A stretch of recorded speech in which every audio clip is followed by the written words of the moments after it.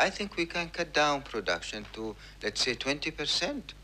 Instead of 25%, it will be 80%. You think Europe or Japan or the United States can survive with this? Maybe the United States, they have their own local supply. They are in a much better position than Europe and Japan. But I don't know to what extent Europe and Japan will get together and join the Americans in any kind of measures, because your whole economy will definitely collapse all of a sudden.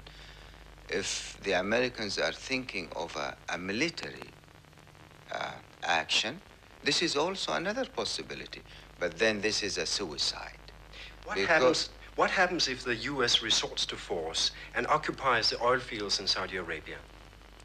There are some sensitive areas in the oil fields in Saudi Arabia which will be immediately blown up.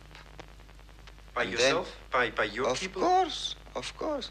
And then what will happen is Europe has to live, and Japan, of course, has to live without oil from Saudi Arabia for so many years, because it takes years to repair that. It's not an overnight business. It's not a month or two. Now you can imagine what kind of gambling this could be.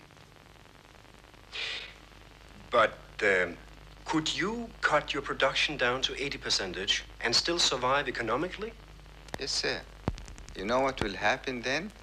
The barrel of crude, instead of being sold at, let's say, $3.50 or $4 from Ras Tanura, Saudi Arabia, it will be sold at $15 or $20. As a matter of fact, we'll get more income from a 20% production than from our present level of production.